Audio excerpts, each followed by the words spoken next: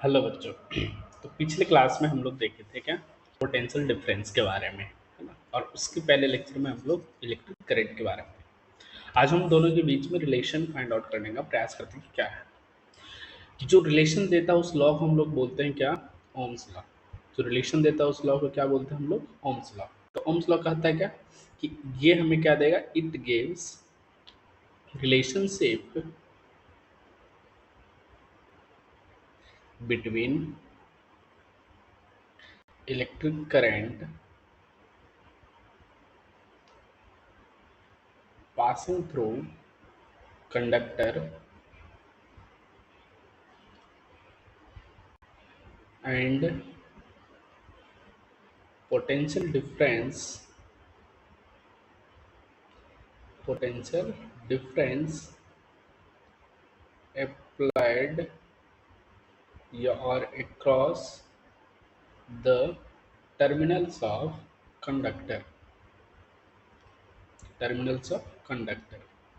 कि कोई कंडक्टर है, मान लीजिए ऐसा एक कंडक्टर हमने लिया, तो इसके दो एंड, एक एंड ए हो गया और दूसरा एंड बी हो गया। इसके थ्रू कितना करंट पास कर रहा है, इन दोनों के बीच का जो पोटेंशियल डिफरेंस है वो उसके बीच में रिलेशन देगा हमें कौन, ओम्स लॉ बताएगा। तो क्या रिलेशन है, तो ओम्स लॉ क्या कहता है, तो ओम्स लॉ का स्टेटमेंट जो है अपना, वो कैसे क्या है, तो क्या है, at constant temperature, at constant temperature and surroundings condition या सराउंडिंग फिजिकल कंडीशन। इसका मतलब यहाँ पर प्रेशर की बातें हो रहा है ना।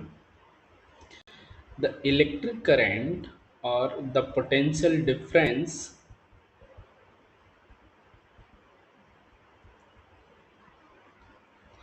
across the terminals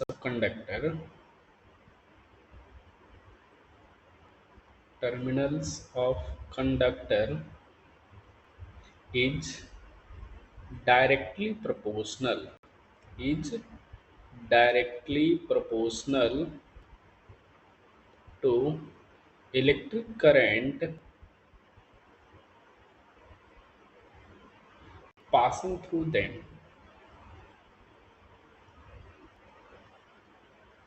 passing through them for a given cross section,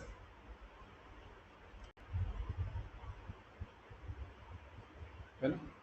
कि किसी कंडक्टर के अक्रॉस पोटेंशियल डिफरेंस जो अप्लाई होगा वो क्या होगा, directly proportional to a current. तो मैथमेटिकली के हिसाब से लिखने का बात करें अपन लोग, तो क्या लिखेंगे, V is directly proportional to I। मतलब मान लीजिए एक कंडक्टर है और इस कंडक्टर के क्रॉस जो पोटेंशियल हमने आ रहा है V आ रहा है और इसमें करंट I जा रहा है। तो डायरेक्टली प्रोपोर्शनल का मतलब क्या है, डायरेक्टली प्रोपोर्शनल का मीनिंग समझने का प्रयास करें अपन लोग, तो क्या है कि अगर एक क्वांटिटी को इंक्रीज करें, है ना, दूसरा क्वांटिटी भी क्या होगा, इंक्रीज। एक को डिक्रीज करे तो उसका इफेक्ट दूसरे पर जो पड़ेगा सेम इफेक्ट पड़ने वाला है जो पहले पर थी। तो यहाँ पर क्या है कि अगर इस कंडक्टर के क्रॉस हम लोग पोटेंशियल क्या करें, इंक्रीज करेंगे, तो इसके थ्रू करंट भी क्या हो जाएगा, इंक्रीज कर जाएगा। इसके थ्रू पोटेंशियल क्या करें हम लोग, डिक्रीज करें, तो करंट भी क्या हो जाएगा, डिक्रीज।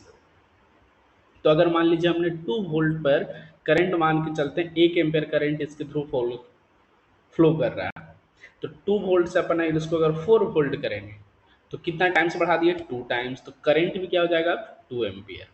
ये कहना ओम्स लॉ कहता है ना। तो अब आपको पता है कि किसी भी प्रोपोर्शनल साइन को हटाते हैं तो अपने को क्या आता है, एक कांस्टेंट वैल्यू आता है। तो अपने पास क्या था, v is directly proportional to I। तो इस प्रोपोर्शनल साइन को हटाएंगे तो अपन को क्या आएगा, एक कांस्टेंट आएगा, और वो कांस्टेंट को r से लिखते हैं, v equal to R into I. और इस r को हम लोग बोलते हैं, it is known as resistance, it is known as resistance of conductor, resistance of conductor. इसको क्या बोलते हैं हम लोग, रेजिस्टेंस ऑफ कंडक्टर। तो यहाँ से अगर R का वैल्यू होगा तो क्या सोचेंगे, V अपॉन और ये क्या है, एक तरह का कांस्टेंट है। तो किसी भी गिवन कंडक्टर के लिए आर का वैल्यू क्या रहेगा, कांस्टेंट। तो हम लोग यहाँ से ये जानने का प्रयास करते हैं कि फॉर अ गिवन कंडक्टर जो आर है, resistance doesn't depend on potential difference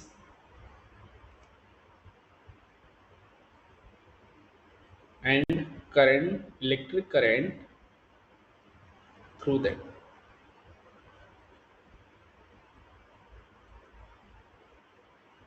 ना, तो इस बात को अपन फैक्ट याद रखें। अब ये आर रेजिस्टेंस क्या है, तो रेजिस्टेंस का मतलब क्या, अगर हिंदी की बात करें, रेजिस्टेंस का मतलब होता है अवरोध, और अवरोध का मतलब क्या होता है, रुकावट पैदा करना। तो इसका फिजिकल मीनिंग क्या आपने समझने का प्रयास करें तो, कि रास्ते में जा रहे हैं, रास्ते में क्या मिल गया अपने को, पत्थर। तो अपना क्या हो जाएगा, रोकेगा अपने रास्ते को, अपने को टाइम कंज्यूमिंग ज़्यादा रहेगा, तो अपने को वो पत्थर क्या अवरोध पैदा करेगा आगे बढ़ने में। तो वैसे ही क्या है कि करंट को भी फ्लो करने के में क्या करता है, मटेरियल जिस कंडक्टर होता है उसका मटेरियल की कुछ प्रॉपर्टी की वजह से क्या होता है, उसमें रेजिस्टेंस पैदा करता है वो आगे बढ़ने से।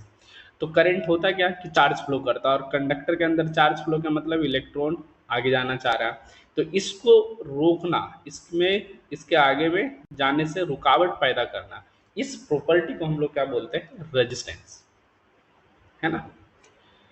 तो इसमें आपसे जो सवाल पूछने का तरीका होता है, एक तो सब सिंपल सा V इक्वल टू आई आर्क से सवाल पूछा जाएगा। तो लेकिन उससे पहले अपन आर का यूनिट देखने की, रेजिस्टेंस का यूनिट क्या होगा। तो आर इक्वल टू हम लोग क्या जाना होगा, V अपॉन आई। तो अगर ऐसा यूनिट ऑफ रेजिस्टेंस लिखने का प्रयास करें, क्या, ऐसा यूनिट ऑफ रेजिस्टेंस, तो अपने को क्या क्या चाहिए, ऐसा यूनिट ऑफ वोल्टेज या पोटेंशियल डिफरेंस को बोलते हैं, और करंट। तो वोल्टेज का पोटेंशियल डिफरेंस का यूनिट क्या होता है, वोल्ट, और करंट का एम्पियर। तो ये क्या हो जाएगा, वोल्ट पर एम्पियर। और इसका एक नया नाम दे दिया है क्या, ओम, है ना। इसको साइन में हम लोग इस तरह से दिखाएंगे। तो एस एंड ऑफ रेजिस्टेंस क्या हो गया, ओम, है ना। अगर ओम को डिफाइन करना, तो अगर मान लीजिए आई इक्वल टू 1 एम्पियर ले लीजिए, तो आर इक्वल टू क्या हो जाएगा, वी। तो अगर किसी कंडक्टर से 1 एम्पियर करंट फ्लो कराते, तो उसका जो पोटेंशियल डिफरेंस होगा वही क्या होगा, उसका रेजिस्टेंस वैल्यू बाय मैग्नीट्यूड, है ना। तो मैथमेटिकली वैसे डिफाइन कर सकते हैं कि अगर कोई कंडक्टर से 1 एम्पियर करंट फ्लो कर रहा, तो उसके जो अक्रॉस जो पोटेंशियल डिफरेंस होगा वही क्या कहलाएगा, रेजिस्टेंस कहलाता है ना। तो एक तो इससे न्यूमेरिकल आपसे पूछे जाते हैं V equal to I R का यूज करके, क्या पहला क्या होगा इसमें आपसे पूछा जाएगा, न्यूमेरिकल, किसके बेस पर सर, तो V equal to I R के बेस पर। तो यहाँ आपको क्या दिख रहा है, पहले की तरह तीन अननोन V आई आर, ये तीनों क्या अपने लिए एक तरह से वेरिएबल हैं, और ये अपने को अननोन है। तो सवाल क्या होगा कि दो आपको क्या कर दे, नोन कर दे, और तीसरा क्या रहेगा, अननोन। तो दो नोन क्या कर सकता है, एक बढ़ते वी आई को नो कर दे, तो आर आपको निकालना पड़ेगा, आई आर आर कर दे तो वी निकालना पड़ेगा, और भी कर दे तो अपने को आई निकालना पड़ेगा। तो इससे तीन तरीके से इस तरह से सवाल आपसे बने। तो सर सवाल जब करेंगे तब कैसे सोचेंगे, तो जब आप सवाल कीजिएगा तब सोचिएगा कैसे, सवाल क्वेश्चन के अंदर आप पढ़िएगा तो यूनिट देखिएगा, जिस नंबर के पीछे अगर यूनिट ओम लगा रहेगा तो वो क्या होगा, रेजिस्टेंस। जिस यूनिट के पीछे अगर वोल्ट लगा होगा तो वो क्या होगा, पोटेंशियल डिफरेंस। जिस यूनिट के पीछे एम्पियर लगा होगा तो वो क्या होगा हमारे लिए, करंट। तो इस तरह से आप क्वांटिटी को पहचानेंगे कि अपने को दिया क्या है। तो वोल्ट और एम्पियर वाला नंबर के साथ लिखा होगा तो मतलब वी और आई दिया, तो निकालने आपसे क्या बोलेगा, आर। अगर वोल्ट और ओम वाला दिया हुआ वो क्वेश्चन के अंदर यूनिट के साथ कोई नंबर लिखा हुआ, तो इसका मतलब आपको से करंट पूछना चाह रहा। अगर ओम और एम्पियर दिया रहेगा तो आपसे क्या पूछना चाहेगा, वोल्ट। तो इस तरह से ये तीन तरीके के सवाल आपसे पूछे जाते हैं एग्जाम। और क्या पूछा इसमें जाता है सर? तो और की बात करें हम लोग, तो अगला पार्ट आता ग्राफ। किसका किसका सर? तो graph of V versus I, मतलब वोल्टेज और करंट का ग्राफ। तो अपन के पास रिलेशन है V equal to I R. तो इसको अगर बाई एक्सिस पे प्लॉट करें और आई को एक्स एक्सिस पे प्लॉट करें, तो y equal to x into something दिख रहा है, तो यहाँ क्या लिखा हुआ? Y equal to m x ऐसा। तो y equal to m x हम लोग ग्राफ कैसे पढ़ते थे मैथ्स में? स्ट्रेट लाइन ग्राफ आता है, और का पासिस थ्रू ओरिजिन। कैसा? Passes through origin. तो हाँ सर, यहाँ पर अगर वी और आई का प्लॉट करेंगे, तब भी क्या अपना स्ट्रेट लाइन आएगा और जो ओरिजिन से पास करेगा, ऐसा है ना। तो यहाँ m क्या रिप्रेजेंट करता था? स्लोप। और m के जगह इक्विवेलेंट r है, तो इसका मतलब slope of V I graph क्या देगा? Gives resistance. क्या देगा हमें? रेजिस्टेंस। किसका किसका ग्राफ? तो v और i का ग्राफ अपने, सॉरी ये वाला i इधर नहीं, इधर यहाँ v है और ये i है ना। तो अपन लोग जानते हैं स्लोप कैसे लिखते थे? तो स्लोप लिखते हैं अपन tan थीटा। थीटा क्या होता? Angle with the x axis. और ये हमें क्या दे रहा है? रेजिस्टेंस। तो इसका मतलब जिसका स्लोप, जिस लाइन का स्लोप ज्यादा होगा, स्लोप ज्यादा कैसे होगा? tan थीटा का वैल्यू ज्यादा होगा। tan थीटा का वैल्यू कैसे होगा? तो फर्स्ट क्वाड्रेंट का अपन जानते हैं कि जैसे जैसे थीटा इंक्रीज करता है, तो tan थीटा का वैल्यू बढ़ता जाता है। tan थीटा का वैल्यू मतलब स्लोप बढ़ता जाएगा, तो मतलब रेजिस्टेंस क्या होगा? बढ़ेगा, है ना। तो एक सवाल यहाँ से आपसे पूछे जा सकते हैं, कैसे सर? तो सवाल लिखिए, तो आप खाली आप बोलते सवाल पूछे जाते हैं। तो ऐसा दो लाइन बना और अगर वी और आई, एक लाइन ऐसा रहा, एक लाइन ऐसा रहा, तो ये दो लाइन दे देगा और इसमें पूछे जाएगा बताइए कि कौन से कंडक्टर का रेजिस्टेंस ज़्यादा है। तो अपन क्या देखने चलेंगे? स्लोप। तो इसके लिए एंगल देखिए, तो ये बन रहा है थीटा वन, और ये वाला एंगल बन रहा है अपने लिए थीटा टू। अब बताइए थीटा टू बड़ा है या थीटा वन? तो सर थीटा टू बड़ा है, तो इसका मतलब tan लेंगे तो tan थीटा टू का वैल्यू बड़ा हो जाएगा। तो स्लोप ऑफ लाइन बी क्या हो जाएगा? ज्यादा हो जाएगा स्लोप ऑफ लाइन ए। जिसका स्लोप ज्यादा उसका रेजिस्टेंस ज्यादा, तो resistance for B is greater than resistance of A. तो अपना आंसर क्या हो जाएगा कि रेजिस्टेंस ऑफ बी क्या है? ज्यादा है ना। दूसरा क्या होगा कि आपको हमने यहाँ पढ़ा दिया वी और आई, लेकिन एग्जाम में आपसे वी आई नहीं पूछे, तो आपसे क्या बोलेगा? आई भी। तो अपने को ध्यान रखना है कि वी आई लिख रहे, आई भी लिख रहे, दोनों अलग अलग से। तो जो पहला दिखता है उसको हम लोग क्या समझते हैं कि बाई एक्सिस पे प्लॉटिंग है, और जो दूसरा उसके साथ रहता है उसको हम लोग समझते हैं एक्स एक्सिस। तो आई और भी जब लिखेंगे हम लोग क्या समझेंगे कि आई बाई एक्सिस पर है और भी क्या है? एक्स एक्सिस प्लॉट है। तो आपको यहाँ पर किसका ग्राफ है? वी और आई का ग्राफ है। वी और आई का ग्राफ रहेगा तो स्लोप क्या देगा हमें? रेजिस्टेंस। लेकिन सर आई और भी पूछेगा तब क्या होगा? तो सोचिए, तो v equal to I R है, तो i को बाई एक्सिस में, तो i इक्वल टू अपन क्या लिखेंगे? v बटे आर। इसको और कैसे लिख सकते हैं? v इंटू वन बटे आर। अब i कहाँ? बाई एक्सिस पे प्लॉट करा रहे हैं और v को हम लोग x एक्सिस पे प्लॉट करा रहे हैं। तो ये हो गया बाई, ये हो गया x, तो वन बटे आर अपने लिए m का वैल्यू जो स्लोप का काम करेगा, है ना। तो अब ग्राफ प्लॉट करेंगे, दिख रहा स्ट्रेट लाइन अभी भी है, तो आई वी, और straight line passing through origin होगा। बट अब यहाँ इसका स्लोप जो होगा हमें क्या देगा? वन बटे आर। स्लोप का वैल्यू क्या देगा? वन बटे आर, मतलब वन बटे रेजिस्टेंस वैल्यू। तो इस समय क्या है कि स्लोप अपने को क्या आ गया? वन बटे आर। इसका मतलब स्लोप अगर ज्यादा होगा तो रेजिस्टेंस वैल्यू क्या होगा अपने को? कम। स्लोप ज्यादा होगा तो रेजिस्टेंस क्या होगा? कम। और स्लोप कम होगा तो रेजिस्टेंस वैल्यू क्या होगा? ज्यादा, है ना। तो आई और वी में स्लोप क्या होगा? वन बटे रेजिस्टेंस, जबकि वी और आई में स्लोप क्या होगा? रेजिस्टेंस के बराबर। तो इस तरह से आपसे सवाल पूछे जाते हैं, है ना। और क्या होगा सर? तो based on the Ohm's law material को दो पार्ट में तोड़ा जाता है कि वैसा मटेरियल, वैसा कंडक्टर जो ओम्स लॉ को फॉलो करता है, विच ओवेज ओम्स लॉ, उसका नाम हम लोग देते हैं ओमिक कंडक्टर। उसका नाम क्या देते हैं? Ohmic conductor. उसको क्या बोलते हैं हम लोग? Ohmic conductor. वैसा कंडक्टर जो ओम्स लॉ को फॉलो करे उसको ओमिक कंडक्टर बोलेंगे। तो और ओमिक कंडक्टर के लिए आपको वी और आई का प्लॉट बोलेगा तो कैसा बनेगा? स्ट्रेट लाइन जो ओरिजिन से पास करेगा, है ना। सर तो ऐसा भी कंडक्टर कोई है जो ओम्स लॉ को फॉलो नहीं करता? हाँ, तो conductor which doesn't obey Ohm's law,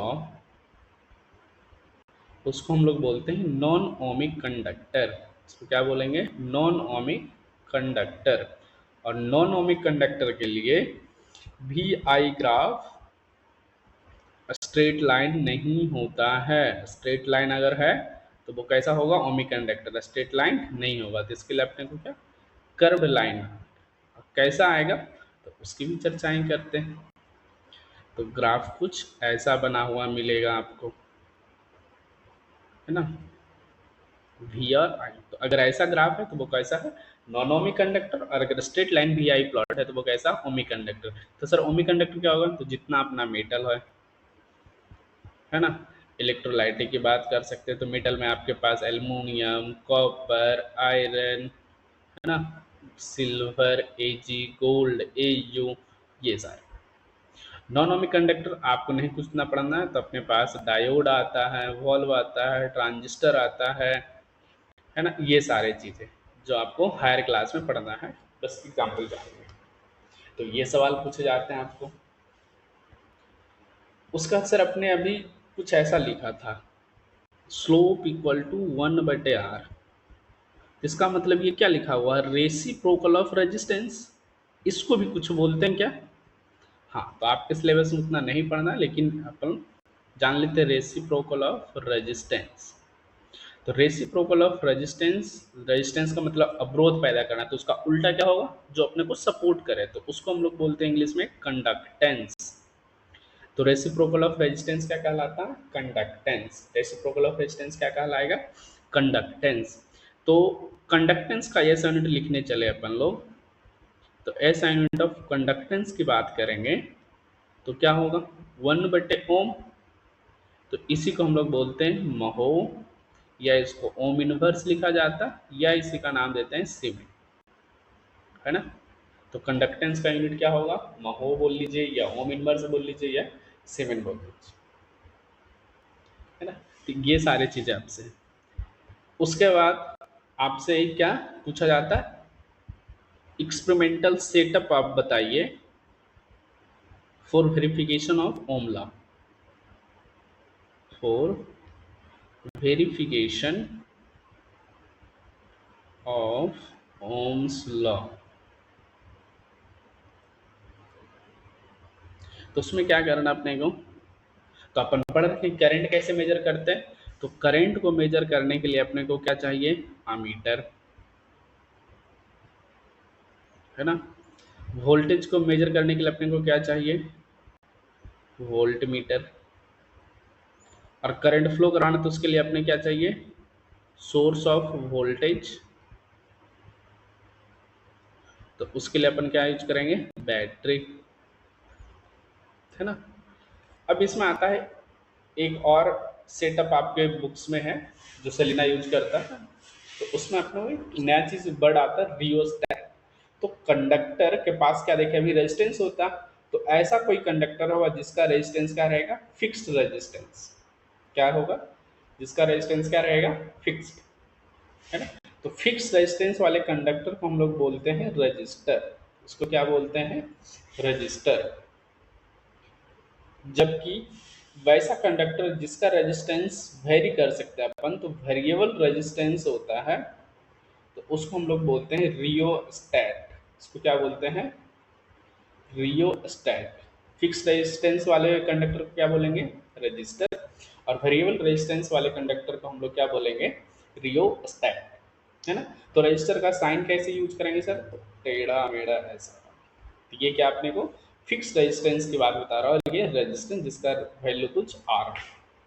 rheostat क्या होगा सर, तो ये वेरिएबल होगा, या तो ऐसे लिखा जाता है या तो फिर ऐसा रह के एक एरो करके, है ना। अगर ऐसा साइन का है तो क्या है, रियोस्टेट, और उसका मतलब उसके रेजिस्टेंस हम लोग वेरी कर सकते हैं। लेकिन इस साइन का बना हुआ रहेगा टेढ़ा मेढ़ा सिर्फ, और उसके ऊपर एरो ना हो, तो उसको हम लोग क्या मानते हैं, फिक्स रेजिस्टेंस का है, और उसको हम लोग बोलते हैं रजिस्टर।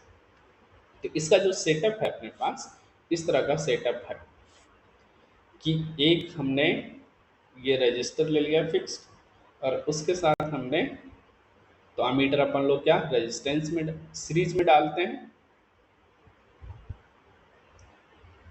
तो सीरीज में एक अमीटर डाल दिए, बैटरी चाहिए अपने को,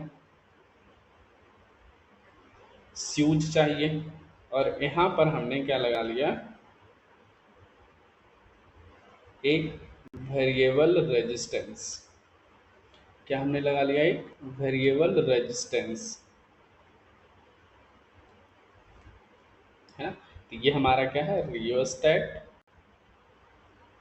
ये रेजिस्टेंस आर, ये एमीटर हो गया, ये बैटरी हो गया, और अपने को पोटेंशियल डिफरेंस इसके, तो वोल्ट मीटर हम लोग कैसे लगाते थे, पैरेलल में। तो याद रखेंगे, प्लस टर्मिनल बैटरी के प्लस पार्ट को निगेटिव, तो ये पॉजिटिव और ये नेगेटिव, साइन से आपके चार ऑप्शन करके से सवाल पूछ ले जाते हैं। और बैटरी जैसे ही ये स्विच ऑन करेंगे, उसके बाद अपन क्या करेंगे, दो काम करेंगे, एक वोल्ट मीटर का रीडिंग लेंगे टेबल बना के, है ना। दूसरा क्या, अमीटर का रीडिंग लेंगे अपन लोग, क्या करेंगे, अमीटर का रीडिंग लेंगे, और इस तरह से अपन ऑब्जर्वेशन करेंगे। और उसके बाद हम लोग क्या करेंगे, वी और वोल्ट मीटर और मीटर रीडिंग को रेशियो लेंगे, और वो रेशियो अपने को दिखेगा क्या, एक फिक्स्ड वैल्यू दिखेगा। और उसके बाद उसका ग्राफ प्लॉट कर लेंगे, वी वर्सेस आई का प्लॉट, उसके बाद अपने एक स्ट्रेट लाइन मिलेगा। तो इस तरह से अपन लोग क्या वेरिफिकेशन ऑफ ओम्स लॉ कर सकते हैं, है ना। तो इतने चीजें आपको ओम्स लॉ के अंदर है। तो आपसे जो बोर्ड में मेनली सवाल पूछे जाएंगे, एक तो पूछा जाएगा, जा सकता है स्टेटमेंट ऑफ ओम्स लॉ, दूसरा numerical based on Ohm's law,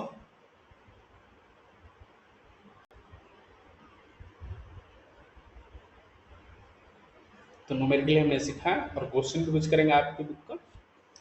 उसके बाद हमसे पूछा जाता है ओमिक और नॉन ओमिक कंडक्टर के बारे में,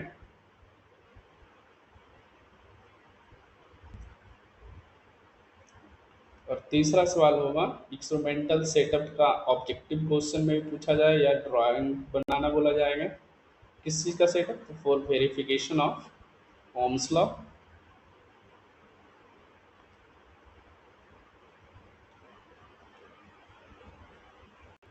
और तीसरा plot of V I graph, और वो ग्राफ क्या देगा हमें, है ना।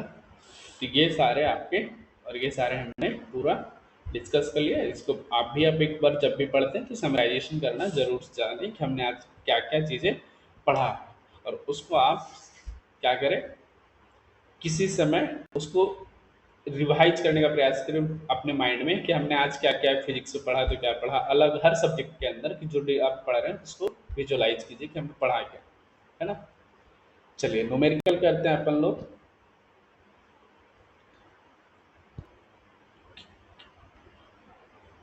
है ना। तो न्यूमेरिकल के अंदर अपन से क्या पूछा जाएगा, तो न्यूमेरिकल से पूछा जाएगा अपना, तो अपना पहले जान लेते हैं कि वी आई और आर तीन वेरिएबल थे अपने पास। तो उसमें से पहला क्वेश्चन अपन करते हैं कि वी दिया हुआ अपना पोटेंशियल डिफरेंस मान लेते हैं 4 वोल्ट का, और उसके थ्रू करंट जा रहा है 2 एम्पियर का। तो बताइए रेजिस्टेंस, तो रेजिस्टेंस क्या हो जाएगा, वी अपॉन आई, है ना। रेजिस्टेंस क्या हो जाएगा, वी अपॉन आई, तो वी कितना दिया हो 4 वोल्ट, डिवाइड बटे 2 एम्पियर, तो ये कितना आ गया 2 ओम। एक सवाल ऐसा होगा। दूसरा सवाल, क्या करेगा, आई बता देगा कि मान लीजिए आपको दिया हुआ 300 मिली एम्पियर है ना, और पोटेंशियल डिफरेंस अपना 12 वोल्ट का लगा दिए। तब पूछा जाएगा कि आर का वैल्यू, ऐसा भी सवाल होगा सेम सवाल इसी कि आई भी, तो इसको आप से कीजिएगा। तो यहाँ फिर वैसे लगाएंगे R equal to V upon I से। चलिए, तीसरा सवाल अपन जो पूछा जाएगा तो वो अपन देखते हैं क्या है कि आर का वैल्यू दे दिया, मान लीजिए 4 ओम, करंट पास कराना अपने को 2 एम्पियर। तो बताइए कितना पोटेंशियल डिफरेंस का बैटरी अपने को लगाना पड़ेगा उस कंडक्टर के साथ। तो V इक्वल टू क्या ना आई आर हो गया।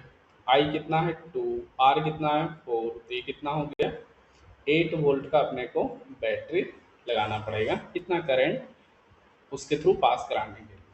चौथा सवाल क्या हो सकता है आपसे कि पोटेंशियल डिफरेंस बोल दिया कि आपको 9 वोल्ट का आपने बैटरी लगाया है, रजिस्टर जो लगा हुआ है मान लीजिए 50 ओम का है। तो बताइए कि उसके थ्रू करंट कितना होगा। तो I equal to V equal to I R है, तो आई इक्वल टू अपन फिर वैसे सोच ले, V equal to I R है, तो आई इक्वल टू क्या हो जाएगा वी बटे आर। तो वी कितना है 9 वोल्ट और ये रेजिस्टेंस 50 है। तो इसको ऊपर नीचे 2 से मल्टीप्लाई करते हैं, कैलकुलेशन ईजी हो जाएगा। तो 18 अपॉन 100 0.18 एम्पियर उसके थ्रू करंट पास करेगा। तो इस तरीके से आपको सवाल पूछे जाएंगे, है ना। तो ओम्स लॉ में इतना ही है। तो अभी तक इस चैप्टर के अंदर क्या क्या पढ़े, तो अपन लोग सबसे पहले करंट के बारे में जाने थे, इलेक्ट्रिक करंट,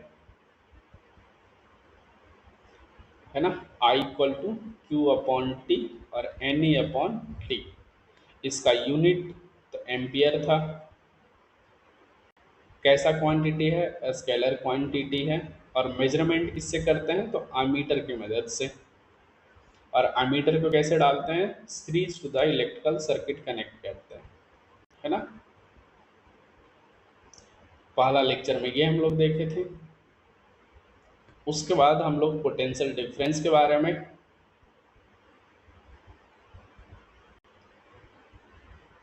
तो पोटेंशियल डिफरेंस में अपन एक पढ़े थे V equal to W by Q.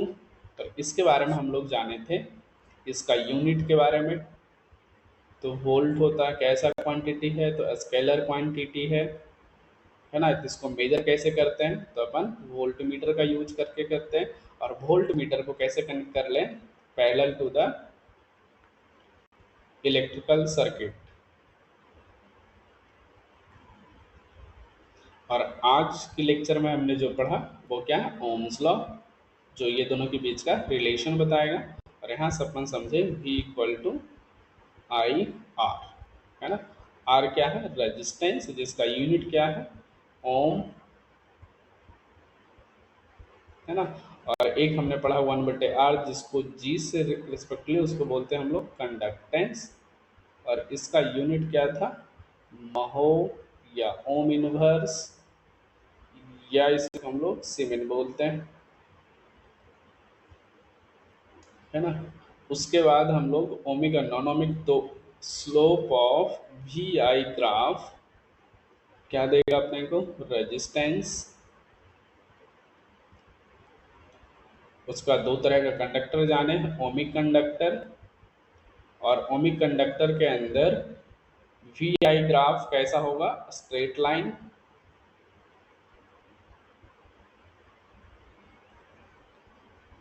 है ना। उसके बाद नॉन ओमिक कंडक्टर, तो ओमिक कंडक्टर किसको बोले थे, जो ओम्स लॉ को फॉलो करता। नॉन ओमिक कंडक्टर किसको, जो ओम्स लॉ को फॉलो नहीं करता। तो इसका वी आई ग्राफ कैसा रहेगा, कर्व लाइन,